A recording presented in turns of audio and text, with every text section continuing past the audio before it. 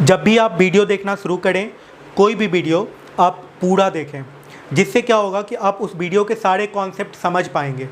जितने भी video upload हो रहे हैं वे सभी बहुत ज़्यादा कॉन्सेप्चुअल है और सीधा उसका कनेक्शन है जेईई मेन जेईई एडवांस में आने वाले प्रॉब्लम्स से।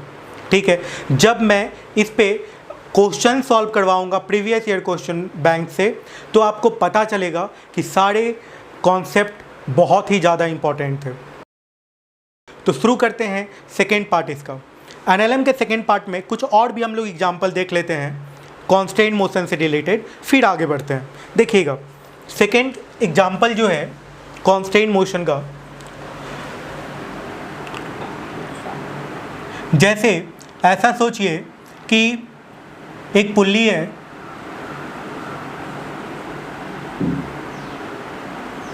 इससे एक ब्लॉक कनेक्टेड है, एक दूसरा ब्लॉक कनेक्टेड है। ये थोड़ा आसान है, लेकिन इसके बाद जो क्वेश्चन आने वाला है बहुत ही बेहतरीन क्वेश्चन आने वाला है। ठीक है, ये ब्लॉक ए है, ये ब्लॉक बी है, ये ब्लॉक ऊपर जा रहा है v1 वेलोसिटी से, ये ब्लॉक नीचे जा रहा है v2 वेलोसिटी से।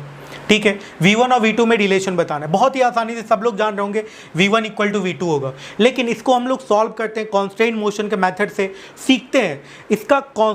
देखिए, जो भी तरीका मैं बता रहा हूँ वो तरीका भी बहुत ज़्यादा इंपॉर्टेंट है। जब आप जेईई मेन जेईई एडवांस का क्वेश्चन सॉल्व करते हैं, ठीक है, तो कैलकुलेशन भी बहुत ज़्यादा इंपॉर्टेंट है। इसमें जो भी हम लोग कैलकुलेशन कर रहे हैं वो सभी फिजिक्स के कैलकुलेशन है। देखिएगा, इसके लेंथ को L1 मानते हैं, इसके लेंथ को L2, L1 प्लस L2 का वैल्यू क्या हो जाएगा, कांस्टेंट हो जाएगा। ये पुल्ली है, इसका वेलोसिटी 0 होगा। यहाँ पे फिर से डिफ्रेंशिएट कर दीजिए, dL1/dt प्लस dL2/dt, और कांस्टेंट का डिफ्रेंशिएशन क्या हो जाएगा, 0। dL1/dt का वैल्यू कितना होगा, v1 से नज़दीक जा रहा है, ये रेस्ट में है, तो ये क्या हो जाएगा, माइनस v1। dL2/dt का वैल्यू कितने के बराबर होगा, ये रेस्ट में, ये v2 से दूर जा रहा है, तो ये हो जाएगा v2 that is equal to 0। तो v1 इक्वल टू क्या हो जाएगा, v2। इसको एक बार और डिफ्रेंशिएट कर दीजिएगा तो a1 इक्वल टू आ जाएगा a2। चलिए अब आगे बढ़ते हैं, इस क्वेश्चन को थोड़ा दूसरे तरीके से देखते हैं। अब आप लोग बना के दिखाइए इस क्वेश्चन को। ये जो स्ट्रिंग है ये कुछ इस तरीके से है, यहाँ पे ब्लॉक है, ये 37 डिग्री एंगल बना रहा है, ये इस तरफ जा रहा है 20 मीटर पर सेकेंड से। कितने स्पीड से जा रहा है, 20 मीटर पर सेकेंड से। इस ब्लॉक का वेलोसिटी v है, इस v का वैल्यू बताना है कितना होगा। बना के दिखाइए क्वेश्चन। ये जो ब्लॉक है, ये ब्लॉक ए है, ये ब्लॉक बी है। बी अब हॉरिजेंटल मूव कर रहा है 20 मीटर पर सेकेंड से, और जिस इंस्टेंट ये 20 मीटर पर सेकेंड दिया हुआ है उस समय ये स्ट्रिंग 37 डिग्री एंगल बना रहा था। ठीक है, क्वेश्चन में है find the velocity of block ए। जल्दी से बना के हमको बताइए कितना आएगा।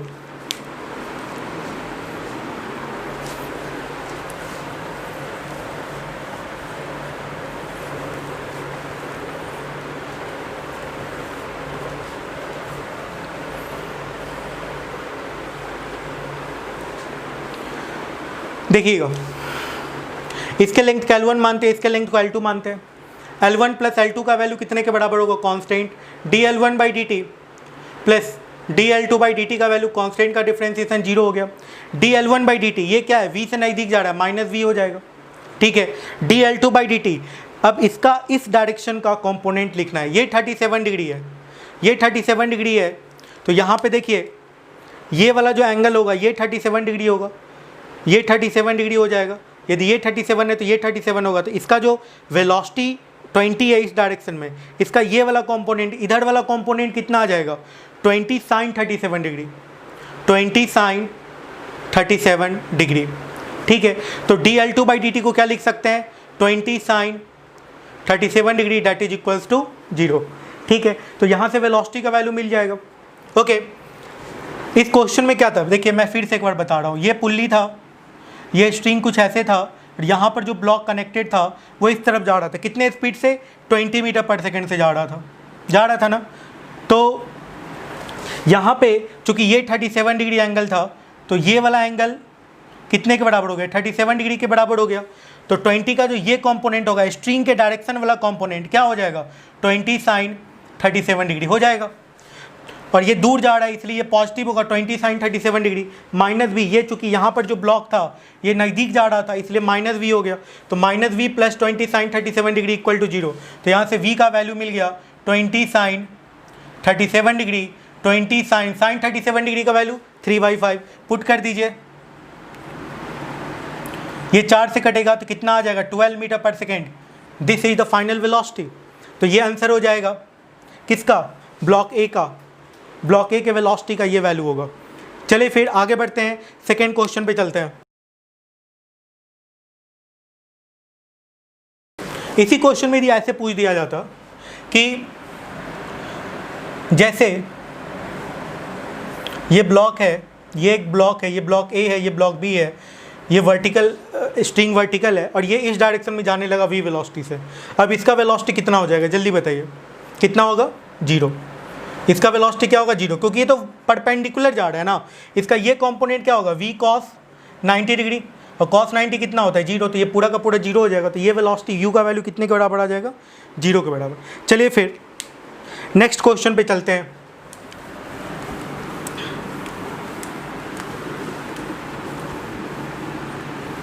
नेक्स्ट क्वेश्चन है, एक पुल्ली है, ठीक है, ये ग्राउंड है, यहाँ पे एक ब्लॉक है और ये स्ट्रिंग से कनेक्ट होके यहाँ पे गया है, और ये फिर स्ट्रिंग से कनेक्ट होके एक यहाँ के ब्लॉक से कनेक्टेड है, ठीक है। ये ब्लॉक ए है, ये ब्लॉक बी है, ओके। ये जो ब्लॉक है ये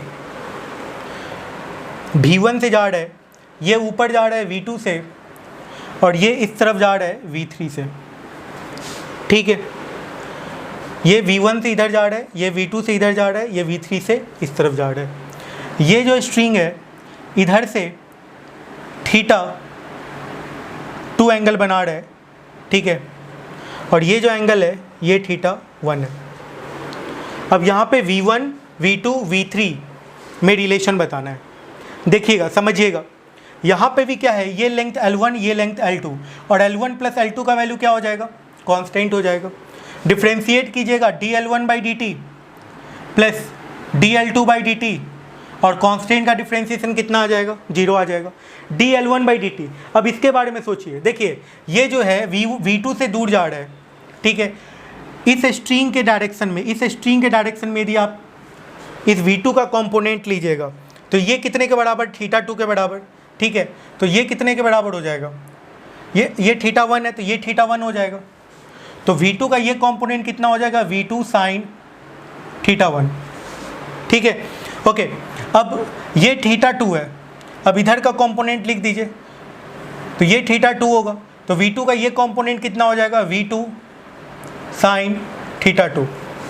अब dL1/dt के बारे में जरा सोचिए, dL1/dt इसका वेलोसिटी V1 cos θ1, ये नज़दीक जा रहा है और ये V2 साइन θ1 से दूर जा रहा है, तो इसके लिए क्या होगा, V1 साइन cos θ1 माइनस में, V2 साइन θ1 प्लस में, तो ये क्या हो जाएगा, minus V1 cos θ1 plus V2 sine θ1, ये हो गया dL1/dt प्लस dL2/dt कितने के बराबर होगा, dL2/dt को देखिए, dL2/dt V2 साइन θ2 से दूर जा रहा है, ठीक है, और ये भी दूर जा रहा है, ये भी दूर जा रहा है, तो इसके लिए क्या होगा, V3 cos θ2, V3 cos θ2 से दूर जा रहा है, ये भी V2 साइन θ2 से दूर जा रहा है, तो यहाँ पे क्या हो जाएगा, V3 cos θ2 plus V2 sine θ2, V2 sine θ2 that is equals to 0।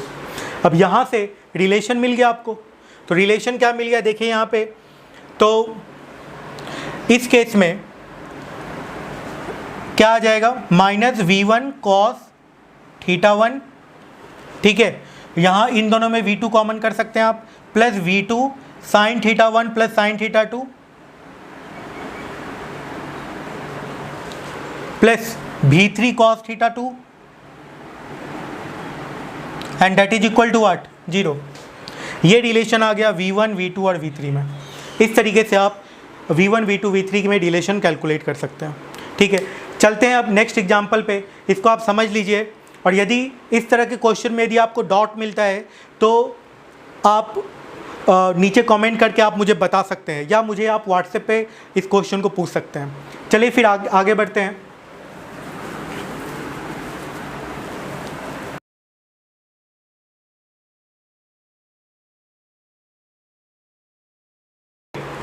Next question पे चलते हैं। ये एक बहुत ही बेहतरीन क्वेश्चन है जो अभी मैं देने वाला हूँ आपको बनाने के लिए, ठीक है। इस क्वेश्चन में क्या है कि दो रॉड है, कुछ इस तरीके से है, देखिएगा। ये एक रॉड है और यहाँ पे ये एक रॉड है।